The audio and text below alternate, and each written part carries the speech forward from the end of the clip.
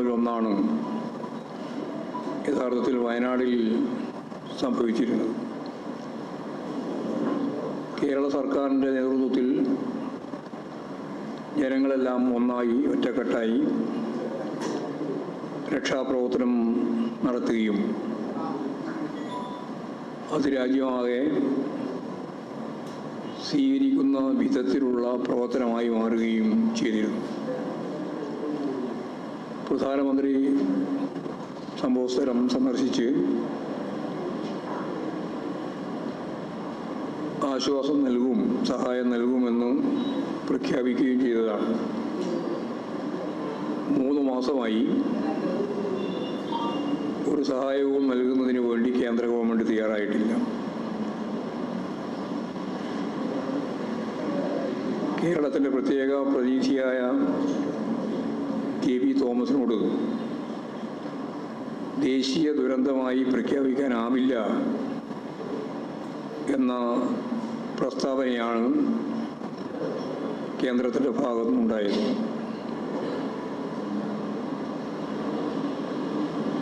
ദേശീയ ദുരന്തമായി പ്രഖ്യാപിച്ചാൽ പുനരധിവാസ പ്രവർത്തനത്തിന് അന്താരാഷ്ട്ര, ദേശീയ, ബഹുരാഷ്ട്ര സ്ഥാപനങ്ങളിൽ നിന്നും ദേശീയ ദുരന്ത പ്രതികരണ നിധിയിൽ നിന്നും സഹായം ലഭിക്കാൻ അത് നല്ല രീതിയിൽ സ്വാധീനം ചെലുത്തുമായിരുന്നു. ദേശീയ ദുരന്തമായി പ്രഖ്യാപിക്കുന്നതിനോടൊപ്പം ദുരന്തബാധിതരുടെ വായ്പകൾ എഴുതിത്തള്ളുക എന്നത് ദുരന്ത പ്രതികരണ നിധിയിൽ നിന്നും അടിയന്തരമായി സഹായം അനുവദിക്കുക തുടങ്ങിയ ആവശ്യങ്ങൾക്കും ഒരു തരത്തിലുള്ള പ്രതികരണവും ഉണ്ടായിട്ടില്ല. കേരളത്തിൻ്റെ ഇത്തരമൊന്നും ദുരന്തങ്ങളില്ലാത്ത സംസ്ഥാനങ്ങൾക്ക് ഇതിനകം തന്നെ സഹായം നൽകാൻ BJP ഗവൺമെൻറ് തയ്യാറായിട്ടുള്ളതാണ്. നേരത്തെ പ്രളയ ദുരന്ത പശ്ചാത്തലത്തിൽ പല രാജ്യങ്ങളും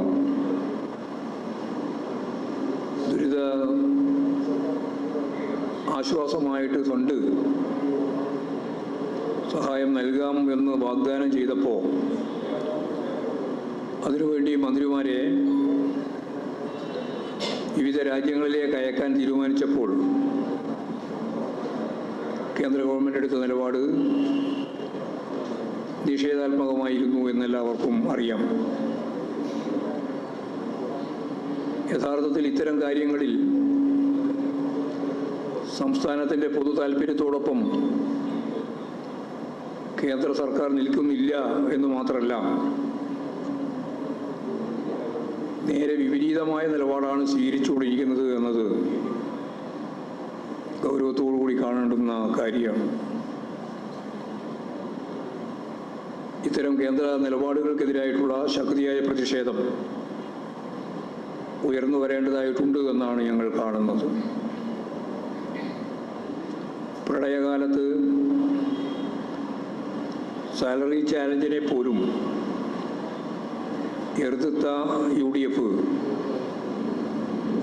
ഇക്കാര്യത്തിലും കേരളത്തിൻ്റെ പൊതു താല്പര്യത്തിനൊപ്പമല്ല എന്ന് നമുക്ക് കാണാനാവും. അതായത് ഇടതുപക്ഷത്തെ തകർക്കാൻ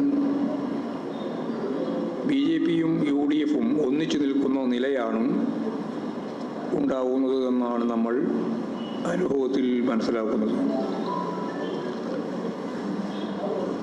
കള്ളപ്പണം പിരിച്ചെടുത്ത് ജനങ്ങൾക്ക് നൽകുമെന്ന പ്രഖ്യാപനത്തിലൂടെയാണ്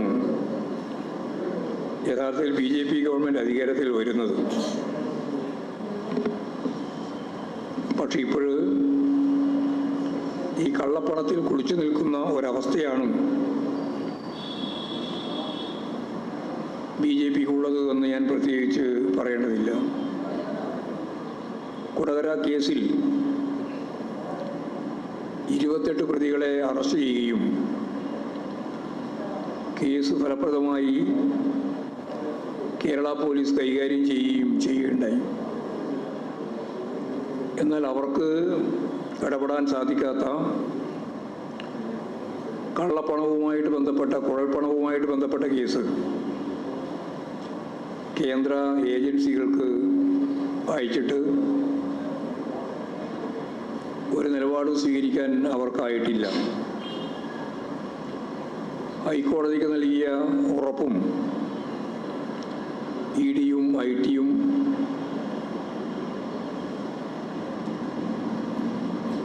പാലിക്കുന്നതിനു വേണ്ടി കൂട്ടാക്കിയില്ല. ഇതിനെതിരായ ശക്തിയായ നിലപാട് സ്വീകരിക്കാൻ UDF തയ്യാറാവുന്നും ഇല്ല. പ്രതിപക്ഷ നേതാവിൻ്റെ സ്റ്റേറ്റ്മെൻറ്റുകൾ പരിശോധിച്ചാൽ കുഴൽപ്പണ കള്ളപ്പണ കേസുമായിട്ട് ബന്ധപ്പെട്ട് LDFനെ കുറ്റപ്പെടുത്താനാണ് അവരെന്നും ശ്രമിച്ചുകൊണ്ടിരിക്കുന്നത്. പാലക്കാടും വടകരയും തൃശ്ശൂരും ചേർന്നുള്ള ഒരു ഡീൽ ഉണ്ടായിട്ടുണ്ട് എന്ന് വ്യക്തമാക്കുന്ന വിവരങ്ങളാണ് പുറത്തു വന്നത്. 4 കോടി ഷാഫി പറമ്പലിന് കൊടുത്തു എന്ന് കെ സുരേന്ദ്രൻ്റെ വെളിപ്പെടുത്തൽ ഇവർ തമ്മിലുള്ള കൂട്ടുകെട്ടിൻ്റെ തെളിവാണ്. പണം മാത്രമല്ല, ഒപ്പം വോട്ടും കൈമാറുക എന്ന ഡീലാണിവർ തമ്മിലുള്ളത്.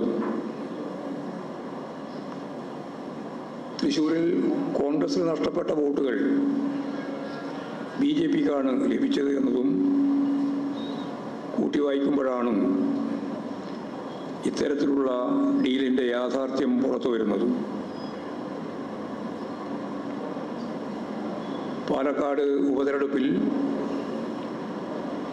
അവരുടെ നിലപാടുകളും നയങ്ങളും ഇതിലേക്ക് തന്നെയാണ് വീണ്ടും നയിക്കുന്നത് എന്ന് നമുക്ക് കാണാൻ കഴിയും.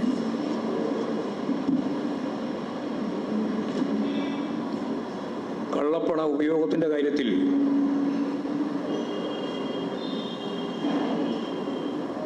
BJPയോടൊപ്പം തന്നെ കോൺഗ്രസും പിന്നിലല്ല എന്നാണ് പാലക്കാട് നമുക്ക് മനസ്സിലാക്കാൻ കഴിഞ്ഞത്.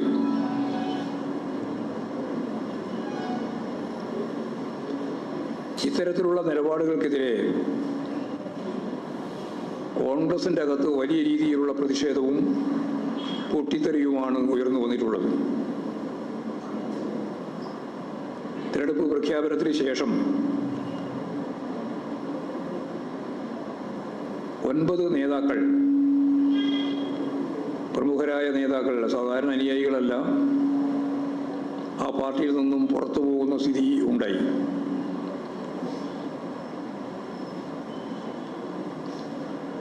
രാഷ്ട്രീയ പ്രശ്നങ്ങൾ തന്നെയാണ് ഈ രാജിവെച്ചൊഴിയുന്നതിൻ്റെ പശ്ചാത്തലമായിട്ട് നമുക്ക് കാണാൻ സാധിക്കുക. അവസാനമായി രാജിവെച്ച OP കൃഷ്ണകുമാരി വെടനേഴി പഞ്ചായത്തിലെ കോൺഗ്രസ് BJP ബന്ധത്തെ അതിശക്തിയായിട്ട് എതിർക്കുകയും പ്രതിഷേധിക്കുകയും ചെയ്ത കോൺഗ്രസ് നേതാവാണ്. നേരത്തെ പൂക്കോട്ട് കടവിലും കോൺഗ്രസ് BJP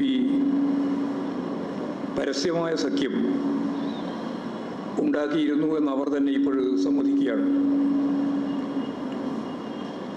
കോൺഗ്രസിൽ നിന്ന് നിലവിലുള്ള മതനിരപേക്ഷ നിലപാടുകൾ അംഗീകരിക്കുന്ന നിരവധി ആളുകൾ ആ പാർട്ടിയിൽ നിന്ന് രാജിവെച്ച് ഇടതുപക്ഷവുമായി ചേർന്ന് പ്രവർത്തിക്കാൻ തയ്യാറാവുന്നു എന്നതാണ് ഈ സംഭവവികാസങ്ങളെല്ലാം കാണിക്കുന്നത്. ശരിയായ നിലപാടുകൾക്ക് വലിയ പിന്തുണയാണ് നേടിയെടുക്കാൻ സാധിച്ചിട്ടുള്ളത്. നമ്മുടെ തൊട്ടടുത്ത രാജ്യമായ ശ്രീലങ്ക പ്രസിഡന്റ് തിരഞ്ഞെടുപ്പിൽ എല്ലാവരെയും അമ്പരിപ്പിച്ചുകൊണ്ട് ഒരു കമ്മ്യൂണിസ്റ്റ് പ്രസിഡന്റ് അധികാരത്തിൽ വന്നു. മാധ്യമങ്ങളെല്ലാം വലിയ രീതിയിൽ എങ്ങനെയാണ് ഭരണം കൈകാര്യം ചെയ്യാം, അദ്ദേഹത്തിൻ്റെ പാർട്ടിക്ക് പാർലമെൻറ്റിലുള്ള സീറ്റ് വളരെ നാമമാത്രമാണ്, ആ ഭൂരിപക്ഷം ഇല്ലാത്ത സംവിധാനം എങ്ങനെയാണ് മറികടക്കുക എന്നെല്ലാമുള്ള ചോദ്യം ഉന്നയിച്ചിരുന്നു. അപ്പോൾ വിരലെണ്ണാവുന്ന സീറ്റ് മാത്രമുണ്ടായിരുന്ന അവർക്കിപ്പോഴും പാർലമെൻറ്റ് തിരഞ്ഞെടുപ്പിൽ വലിയ കക്ഷിയായി മാറാൻ സാധിക്കുന്ന നില വന്നു എന്നാണ് അവസാന വാർത്തകൾ കാണിക്കുന്നത്. ശരിയായ രാഷ്ട്രീയ നിലപാട് ഉയർത്തിപ്പിടിച്ചുകൊണ്ട്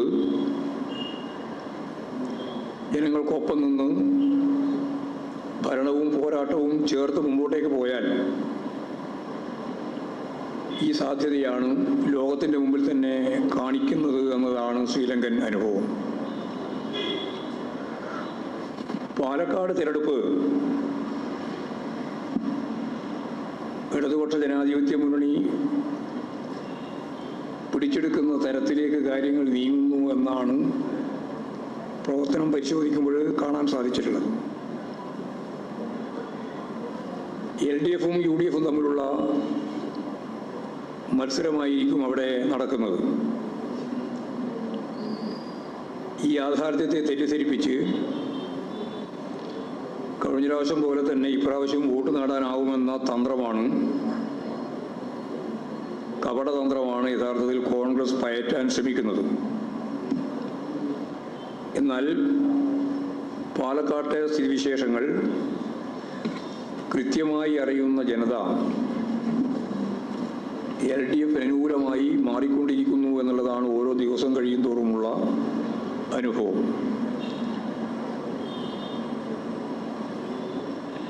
രാഷ്ട്രീയമായി ഇടതുപക്ഷ ശക്തികൾ ശരിയായ നിലപാട് സ്വീകരിച്ച് മതനിരപേക്ഷ നിലപാടുകൾ ഉയർത്തിപ്പിടിച്ച് മുമ്പോട്ടേക്ക് പോകുന്ന ഈ സാഹചര്യത്തിൽ നല്ല രീതിയിൽ പാലക്കാട് മുന്നേറിയിട്ടുണ്ട്. കഴിഞ്ഞ പ്രാവശ്യം ഈ ശ്രീധരന് ലഭിച്ച വോട്ട് BJPക്ക് ലഭിക്കാൻ പോകുന്നില്ല. ഷാഫി പറമ്പലിന് കിട്ടിയ വോട്ട് ഇപ്രാവശ്യം UDF സ്ഥാനാർത്ഥിക്കും ലഭിക്കാൻ പോകുന്നില്ല. വർഗീയ ശക്തികളുടെ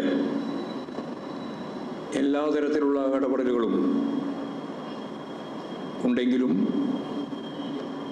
മതനിരപേക്ഷ മനസ്സുയർത്തിപ്പിടിച്ചുകൊണ്ട് ശരിയായ നിലപാട് സ്വീകരിച്ചുകൊണ്ട് കേരളത്തിലെ ഇടതുപക്ഷ ജനാധിപത്യ മുന്നണി മതവർഗീയ ധ്രുവീകരണത്തെ ചെറുത്തു നിൽക്കുന്നു എന്നുള്ളതുകൊണ്ട് തന്നെ പാലക്കാട് 20-ാം തീയതി നടക്കാൻ പോകുന്ന ഉപതെരഞ്ഞെടുപ്പിൽ ഇടതുപക്ഷ ജനാധിപത്യ മുന്നണിക്ക് ജയിക്കാനുള്ള സാധ്യത നല്ല രീതിയിൽ രൂപപ്പെട്ട് വന്നിട്ടുണ്ട്. BJP 3-ാം സ്ഥാനത്തേക്ക് പോകും. LDFും UDFും തമ്മിലാണ് മത്സരം. ആ മത്സരത്തിൻ്റെ അവസാന വാക്ക് ജനങ്ങളുടേതാണ്. തീർച്ചയായും അത് LDFന് അനുകൂലമാകുമെന്ന് തന്നെയാണ്, ഡോക്ടർ P. ശ്രീധരന് അനുകൂലമാകുമെന്ന് തന്നെയാണ് ഞങ്ങൾ കാണുന്നത്. മുനമ്പം പ്രശ്നം കേരളം യഥാർത്ഥത്തിൽ സാമുദായിക സൗഹാർദ്ദം നിലനിർത്തുന്നതിന് ശ്രമിച്ചുകൊണ്ടിരിക്കുന്ന ഒരു സംസ്ഥാനമാണ്. ആ സൗഹാർദ്ദം തകർക്കാൻ, അതിൻ്റെ ഭാഗമായിട്ട് നേട്ടമുണ്ടാക്കാൻ ചിലർ ശ്രമിക്കുന്നു എന്നുള്ളത് മതരാഷ്ട്രവാദികൾ ഉൾപ്പെടെ ഇത്തരത്തിൽ ഇടപെടുന്നു എന്നുള്ളത് പകൽ വെളിച്ചം പോലെ നമ്മൾ കാണുകയാണ്. മുനമ്പം പ്രശ്നത്തിൽ പ്രകോപനപരമായ നിലപാടുകൾ നാടിൻ്റെ സാമുദായിക അന്തരീക്ഷത്തെ തകർക്കുന്നതിന് ഇടയാക്കുമെന്നെല്ലാവർക്കും അറിയാം. ഇക്കാര്യത്തിൽ പരസ്പരം ചർച്ച ചെയ്ത് പ്രശ്നങ്ങൾ പരിഹരിക്കുക എന്ന നിലപാടാണ് LDF സർക്കാർ സ്വീകരിച്ചിട്ടുള്ളത്. ഇക്കാര്യം പാർട്ടി മുമ്പ് തന്നെ വ്യക്തമാക്കിയിട്ടുള്ളതാണ്. ഈ അടിസ്ഥാനത്തിൽ ആ പ്രശ്നം പരിഹരിക്കപ്പെടും എന്ന് തന്നെയാണ് ഞാൻ പ്രതീക്ഷിക്കുന്നത്. മണിപ്പൂരിലെ വംശഹത്യ എന്ന നിലപാട് സംസ്ഥാന ഗവൺമെൻറ്റും കേന്ദ്ര ഗവൺമെൻറ്റും ചേർന്ന് ഇപ്പോഴും കലാപത്തിൻ്റെ അന്തരീക്ഷം നിലനിർത്തിക്കൊണ്ടിരിക്കുമ്പോൾ അത് പരിഹരിക്കുന്നതിന് വേണ്ടിയുള്ള ഒരു നിലപാടും കേന്ദ്ര ഗവൺമെൻറ് ഭാഗത്തു നിന്നില്ല. സംഘർഷങ്ങൾ നിലനിർത്തി തങ്ങളുടെ സ്വാധീനം വർദ്ധിപ്പിക്കാൻ ശ്രമിക്കുകയാണ് നരേന്ദ്രമോദി ഉൾപ്പെടെയുള്ള കേന്ദ്ര ഭരണാധികാരികൾ. കേന്ദ്ര സർക്കാരിൻ്റെ ഈ നയങ്ങൾക്കെതിരെ നിലപാടുകൾ എടുക്കുന്നതിന് പകരം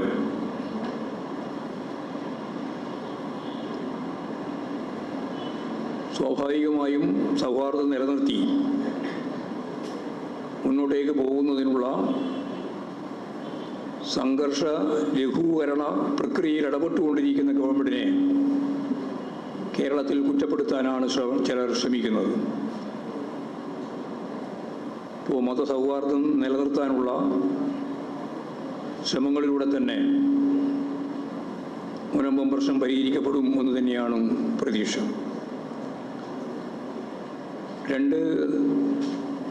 ഒരു പാർലമെൻറ്റ് നിയോജകമണ്ഡലത്തിലും ഒരു അസംബ്ലി നിയോജകമണ്ഡലത്തിലും ഉൾപ്പെടെ 2 ഉപതെരഞ്ഞെടുപ്പുകൾ ഇതിനകം പൂർത്തിയാക്കുകയുണ്ടായി. ചേലക്കര ഉപതെരഞ്ഞെടുപ്പിൽ LDF വൻ ഭൂരിപക്ഷത്തോടുകൂടി ജയിക്കാൻ പോവുകയാണ്. വയനാട് മണ്ഡലത്തിലെ തിരഞ്ഞെടുപ്പിൽ കഴിഞ്ഞ തവണത്തേക്കാൾ മികച്ച പ്രകടനമാണ് LDFിൻ്റെതെന്ന് വ്യക്തവുമാണ്. ഇത്രയും കാര്യങ്ങളാണ് പൊതുവായിട്ട് പറയാനുള്ളത്.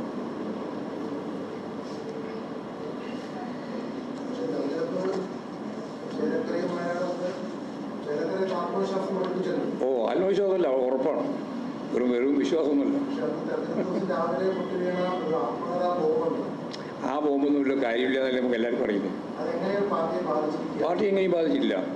കാരണം ജയരാജൻ തന്നെ പറഞ്ഞു, ഞാൻ എഴുതുകയോ ഞാൻ പറയുകയോ ചെയ്യാത്ത കാര്യം എൻ്റെ പേരിൽ കള്ളപ്രചാരവേല നടത്തിയിട്ടുള്ളതാണ്.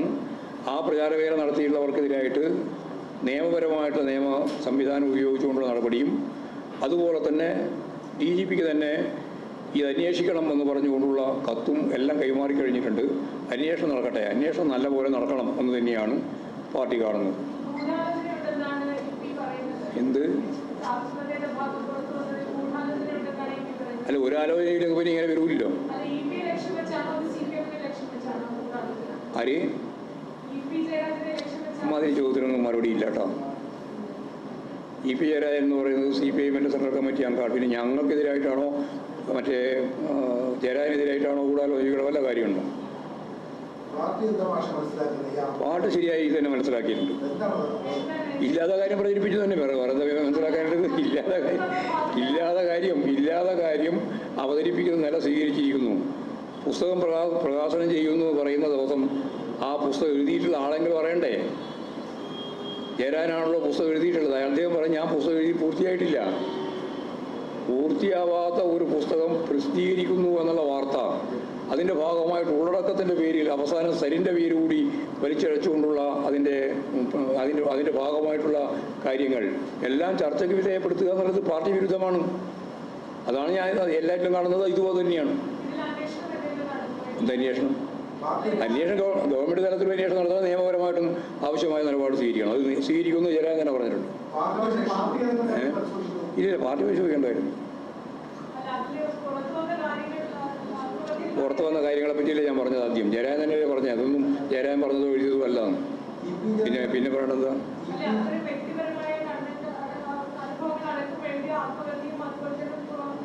നിങ്ങളോട് മലയാളത്തിലല്ലേ ഞാൻ ഇത്രയും പറഞ്ഞുകൊണ്ടിരുന്നത്? ജയരാജൻ പറഞ്ഞത് ഇങ്ങനെയൊരു കാര്യം ഞാൻ എഴുതിയതല്ല, ഞാൻ എഴുതി എന്ന് പറഞ്ഞുകൊണ്ട് അവതരിപ്പിച്ചത് തെറ്റായ ഒരു അവതരണമാണ്, അതിനെതിരായി നിയമ നടപടി ഞാൻ സ്വീകരിക്കും. DGPക്ക് പെറ്റീഷൻ കൊടുത്തു കഴിഞ്ഞു, അവരന്വേഷണം ആരംഭിച്ചിരിക്കുന്നു. അന്വേഷിക്കട്ടെ, അന്വേഷിച്ച് ആവശ്യമായ നിലപാട് സ്വീകരിക്കാം. എന്തായാലും ഇത്ര വെപ്രാളം പിടിക്കേണ്ട കാര്യമുള്ളത്?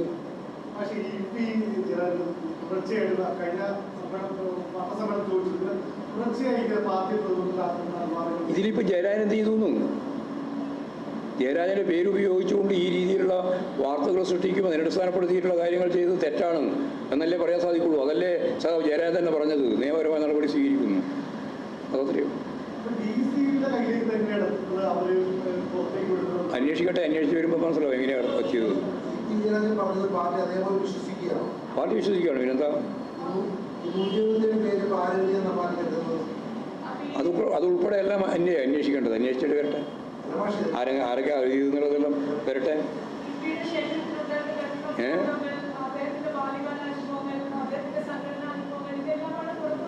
അത് മാത്രമല്ലല്ലോ പുറത്തു വന്നത്, ബാല്യകാല അനുഭവങ്ങൾ മാത്രമല്ലല്ലോ പുറത്തു വന്നത്. അല്ല, അത് മാത്രമേ പുറത്തു വന്നിട്ടുള്ളൂ. ശരി, അത് മാത്രമല്ലല്ലോ പുറത്തു വന്നത്. അതിനിപ്പോൾ എന്തൊക്കെയോ ചേർത്ത് വന്നല്ലോ, അതല്ലേ പ്രശ്നം. എല്ലാ രീതിയിലും സംശയമുണ്ട്.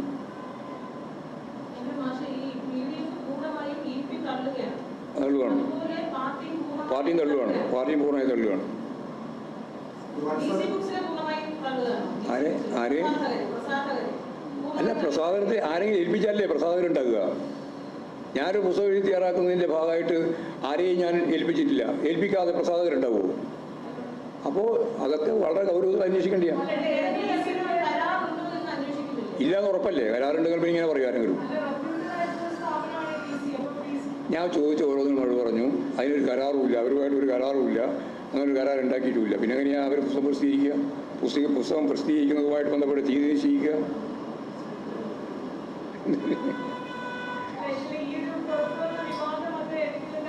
നിങ്ങൾ വിവാദം ഉണ്ടാക്കുന്നതിനിടെ ആരാ അതിൻ്റെ മേലെ കയറാൻ പോകുന്നതെന്ന്?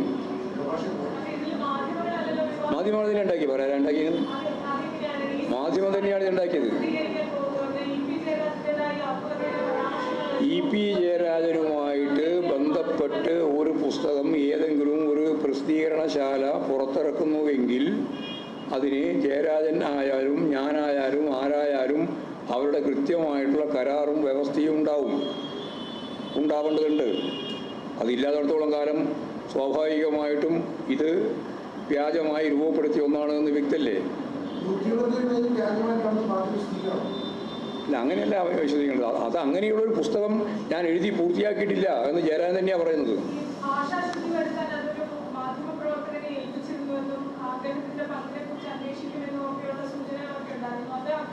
ഇല്ല, സൂചനകൾ ഇപ്പം നമ്മൾ ചർച്ച ചെയ്യേണ്ട.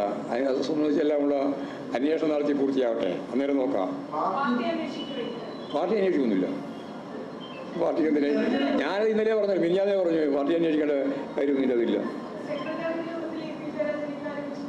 എന്തിൻ്റെ കാര്യത്തിൽ? ഈ പാർട്ടി സംസ്ഥാന കമ്മിറ്റിയിലെല്ലാം നടക്കുന്ന മുഴുവൻ കാര്യം എപ്പം നിങ്ങളോട് പറഞ്ഞിട്ടുണ്ടോ? അല്ലെങ്കിൽ എപ്പോഴൊന്നും പറഞ്ഞിട്ടുണ്ടോ നിങ്ങളോട്? ഉണ്ടോ? നിങ്ങൾ എഴുതുകയല്ലേ ചെയ്യുന്നത് സാധാരണ, ആരെങ്കിലും പറഞ്ഞിട്ട് എഴുതുന്നതല്ലോ. എന്തിനാണ് വിശദീകരണം ചോദിക്കേണ്ടതെന്ന്? അയാൾ അറിയാതെ അയാളുടെ പേരിൽ പ്രസിദ്ധീകരിക്കപ്പെട്ട ഇതെല്ലാം ഇതെല്ലാം കളവാണെന്നും ഞാൻ ഒരു പ്രസാധക സംവിധാനവുമായിട്ട് ഒപ്പുവെച്ച് കരാറുണ്ടാക്കിയിട്ടില്ല എന്നും ഞാൻ എഴുതിയതോ പറഞ്ഞതോ അല്ല ഇതിലൊന്നും ഞാനിപ്പോൾ കഥ അല്ലെങ്കിൽ എൻ്റെ ജീവചരിത്രം എഴുതിക്കൊണ്ടിരിക്കുകയാണ് എന്നും പറഞ്ഞു കഴിഞ്ഞാൽ പിന്നെ എന്ത് വിശദീകരണത്തിനാണ് ചോദിക്കേണ്ടത്?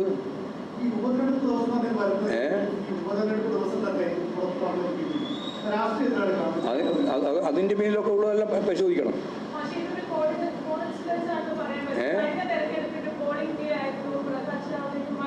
ഇതെല്ലാം നേരത്തെ ചോദിച്ചു, അത്ര കൊല്ലായി ചോദിക്കാൻ തുടങ്ങി.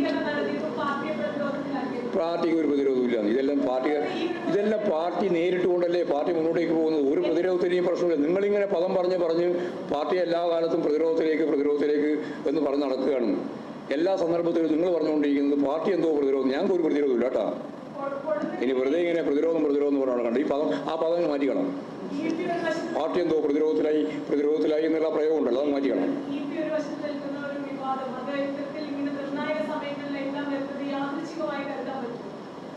പിന്നെ എങ്ങനെയാണെന്നാ പറയുന്നത്? ഏത് നിയമം അത്? യാദൃശ്ചികതക്ക് അപ്പുറത്തുള്ളൊരു ഏത് വസ്തുനിഷ്ഠ യാഥാർത്ഥ്യ നിയമമാണുള്ളത്? പിന്നെ ഗൂഢാലോചന തന്നെയല്ലേ ഇത് വളരെ വ്യക്തമല്ലേ? ഇതെല്ലാം ഇമാതിരിയുള്ള എഴുതി എന്ന് പ്രചരിപ്പിക്കുന്നത്, അത് ഇലക്ഷൻ്റെ ഭാഗമായിട്ട് ആ തീയതി തന്നെ പ്രത്യക്ഷപ്പെടുന്നത് ഒക്കെ തന്നെ അതിൻ്റെ പിന്നിൽ ഗൂഢാലോചന ഉണ്ടെന്ന് വ്യക്തമല്ലേ? അതല്ലേ ജയരാജൻ തന്നെ പറഞ്ഞത്. ആ ഗൂഢാലോചന അതൊക്കെ അന്വേഷിക്കാനല്ലേ ഇവിടെ പറഞ്ഞത്. പോലീസും അന്വേഷിക്കും, നിയമപരമായിട്ട് നിലപാട് സ്വീകരിക്കുകയും ചെയ്യും. പോരെ? നിങ്ങൾക്ക് വളരെ സംശയം ഉണ്ടാവും. അതൊന്നും ഞാൻ തീർക്കാൻ പോകുന്നില്ല. ശരി, പരമാവധി ചോദിച്ചോട്ടെ വെച്ചിട്ട് ഞാൻ ഇത്രയായിരിക്കും ഇരുന്നത്.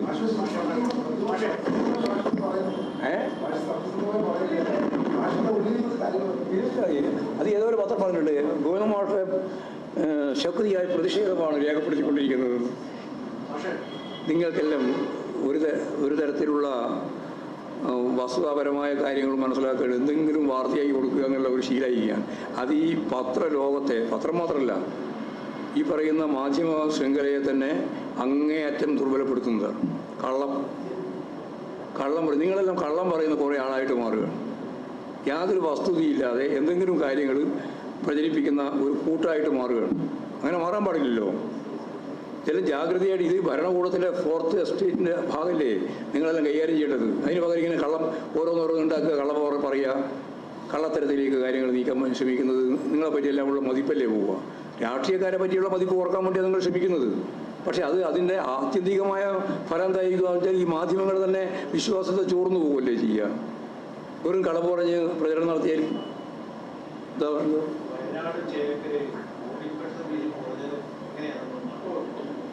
അത് നല്ല പോലെ UDF-ന്റെ ഭൂരിപക്ഷത്തെയാണ് കൊടുക്കുക.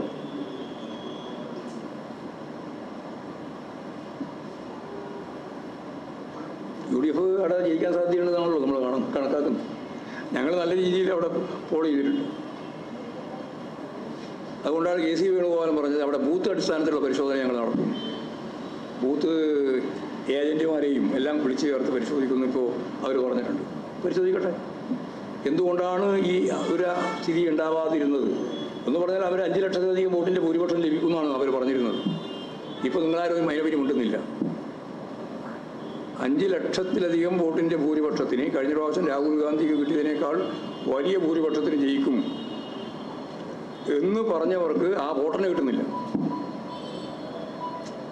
എത്രയാണോ ഭൂരിപക്ഷം കിട്ടുമെന്ന് പറഞ്ഞത് ആ വോട്ടിനെ അവർക്ക് ലഭിക്കുന്നില്ല.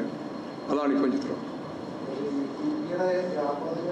ആത്മഹത്യ കിട്ടും. നേരത്തെ പറഞ്ഞ അവസാനം അതിൽ അന്തരീക്ഷത്തിൽ കൊടുക്കും കുറച്ചും കൂടി ദിവസം. അത് എങ്ങനെ എല്ലാം പരിശോധിച്ച് വരുമ്പോൾ എല്ലാം കൃത്യമായിട്ട് വരട്ടെ. നമുക്ക് കയ്യിൽ കണ്ട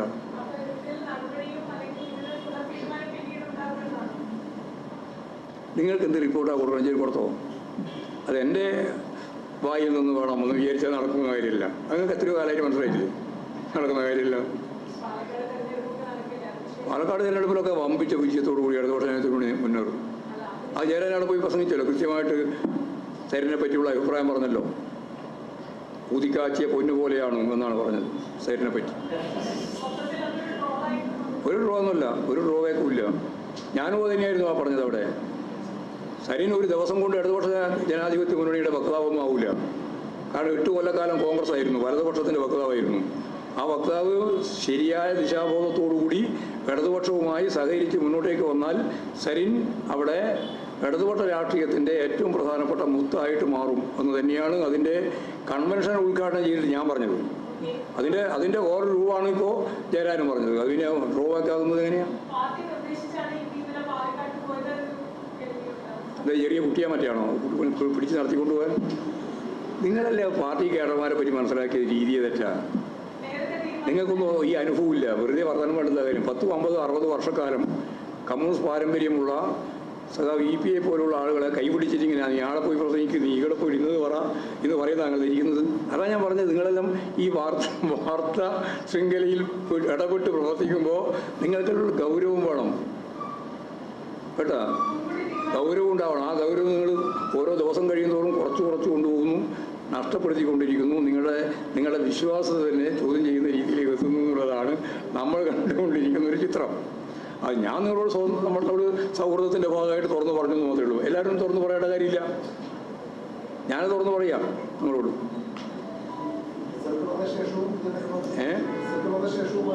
പിന്നെന്താ റിസൾട്ട് വന്നാൽ ഒരു സംശയമില്ല.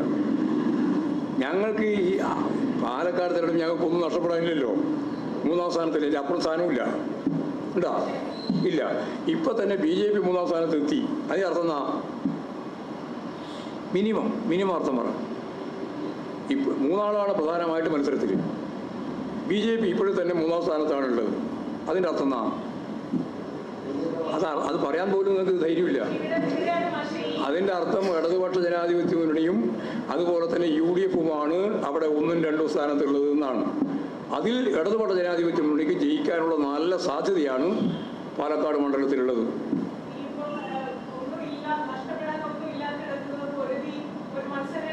നല്ല പൊരുതി മത്സരരംഗത്ത് മാത്രമല്ല,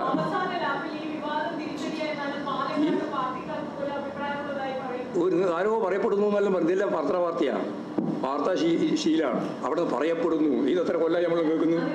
അങ്ങനെ ഒരു നേതാക്കളും പറയുന്നില്ല.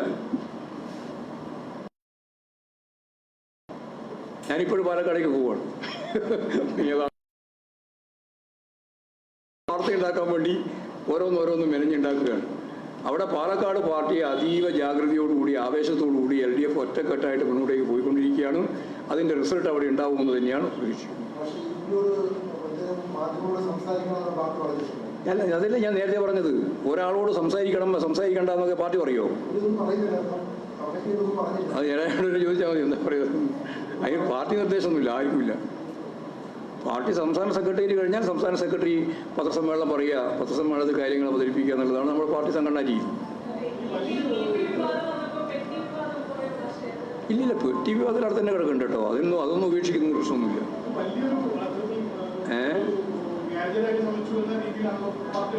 വലിയ രീതിയിലാണ് നടക്കണമല്ലോ. പോലീസിന്റെ ഭാഗത്തല്ലേ നടക്കണ്ടത്. DGPക്ക് കൊടുത്ത പെറ്റീഷൻ അടിസ്ഥാനപ്പെടുത്തിയിട്ട് പോലീസ് ആ അന്വേഷണം നടത്തി തന്നെ പോകണം. പിന്നെന്താ അന്വേഷണം നടത്തേണ്ടത്? നിങ്ങൾ എപ്പോൾ നടന്നില്ല പറഞ്ഞേ? അല്ല, എപ്പോൾ നടന്നില്ല എന്ന് എപ്പോൾ പറഞ്ഞു?